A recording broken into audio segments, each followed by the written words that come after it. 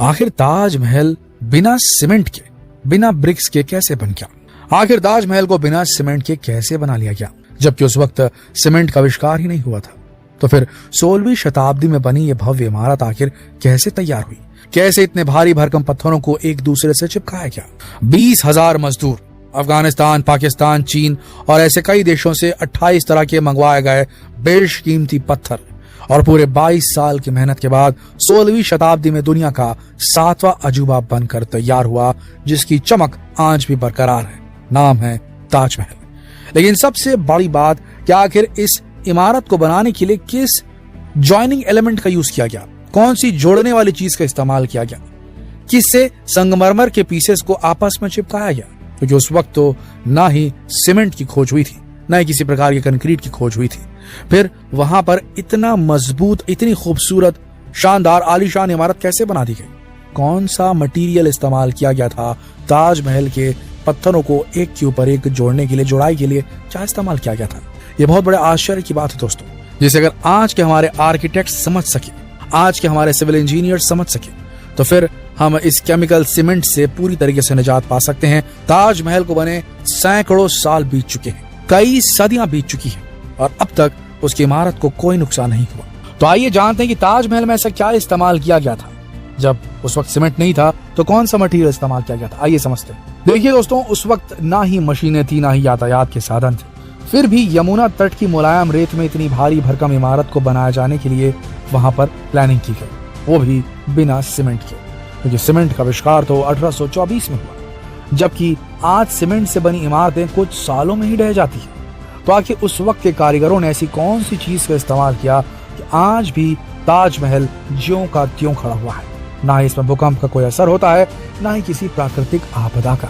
दरअसल उस वक्त इमारतों को बनाने के लिए खास तरह के पेस्ट का इस्तेमाल किया जाता था। ये हम कई बार सुन चुके हैं, कई बार देख चुके हैं, खास तरह का पेस्ट, बस यही डिस्क्रिप्शन मिलता है।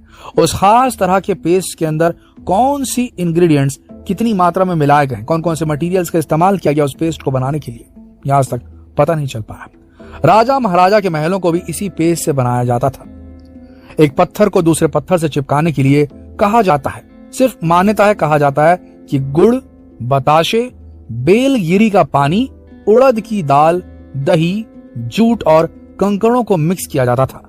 फिर उसमें चूने का पानी मिलाकर एक बहुत ही मजबूत पेस्ट तैयार होता था। तो जरा सोचिए, अगर इन चीजों से मजबूत पेस्ट तैयार हो सकता है तो आज के कालखंड में ऐसा क्यों नहीं किया जाता? क्यों बड़ी बड़ी इमारतें बनाने के लिए इन चीजों को तैयार क्यों नहीं किया जाता? इस पेस्ट को बना के तैयार क्यों नहीं किया जाता? क्योंकि उसका फॉर्मूला आज की तारीख में मौजूद ही नहीं है। ये बताया जाता है कि ये पेस्ट इतना मजबूत होता था कि आज की सीमेंट उसके सामने कुछ भी नहीं। बस इसी की मदद से पूरा का पूरा ताजमहल बनकर तैयार हुआ है। और उस वक्त के जितने राजा महाराजाओं के महल हुआ करते थे, वो भी इस पेस्ट को एज अ बाइंडिंग एजेंट का इस्तेमाल करते हुए जो है जोड़ाई के लिए इस्तेमाल किया जाता था इस पेस्ट को, सीमेंट की जगह। लेकिन आपको बता दें कि ताजमहल को बनाने का बजट इतना कम भी नहीं था। उस वक्त ताजमहल को बनाने में पूरे 3.2 करोड़ रुपए खर्च हुए थे।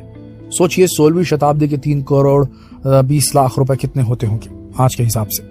वहीं अगर आज इस इमारत को दोबारा बनाया जाए तो इसे पूरे 52 अरब रुपए में ही बनाया जा सकेगा। 52 अरब रुपये, सोचिए 52 अरब रुपए के बराबर का रकम जो है वो खर्च किया गया था 16वीं सदी में ताजमहल बनाने के लिए। तब जाकर ताजमहल खड़ा हुआ।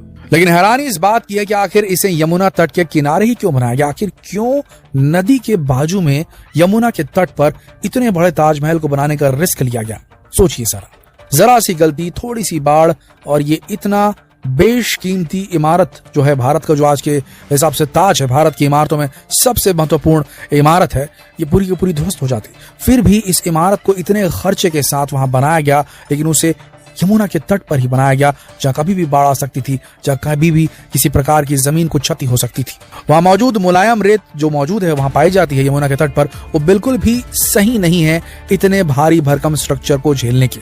लेकिन फिर भी उसी रेत में, उसी जमीन पर बनाया गया है ताजमहल को। तो आखिर अब ये सवाल खड़ा होता है कि उसकी नींव को खड़ा कैसे किया गया होगा? एक तो ना ही सीमेंट है आपके पास, दूसरा आप नदी के किनारे जो मुलायम जमीन होती है, मुलायम रेत वाली जमीन होती है, उसका चुनाव आपने किया है ताजमहल जैसे बड़े स्ट्रक्चर को खड़ा करने के लिए। तो आखिर किया कैसे क्या होगा, आगे जानते हैं। नींव कैसी बनाई गई होगी, आगे जानते हैं। कहते हैं कि इमारत जितनी रहस्यमयी है, इसका निर्माण भी उतना ही ज्यादा रोचक है। इसकी नींव को बनाने के लिए मजदूरों ने तब तक रेत में गड्ढे खोदे जब तक उन्हें सख्त जमीन नहीं मिल गई। इसके बाद इन गड्ढों को पत्थरों से भरा गया और फिर इसकी नींव को बनाने के लिए महोगनी की लकड़ियों का इस्तेमाल हुआ। जी हाँ, लकड़ियों का। लेकिन महोगनी की लकड़ियां ही क्यों, और भी कई तरह की मजबूत लकड़ियां हैं, उनका इस्तेमाल क्यों नहीं किया गया?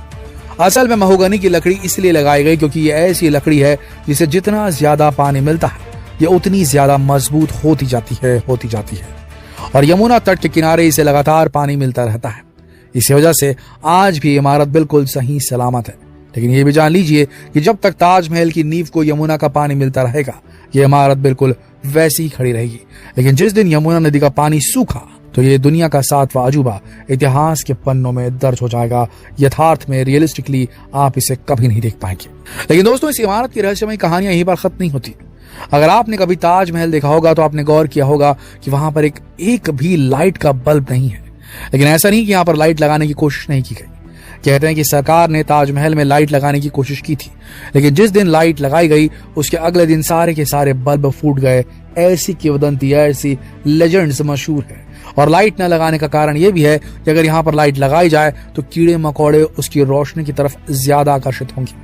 साथ ही ये इस सफेद संगमरमर में जाकर बैठने लगेंगे, जिसकी वजह से ताजमहल में जो आज के समय दूध की तरह सफेद दिखाई देता है शायद वो फिर कुछ ही दिनों बाद पीले रंग में दिखाई देने लगे, क्योंकि इन कीट पतंगों से निकलने वाला टॉक्सिन जो है वो रिएक्ट करेगा वहां पर लगे सफेद मार्बल, सफेद संगमरमर के साथ और उसका रंग बदल सकता है।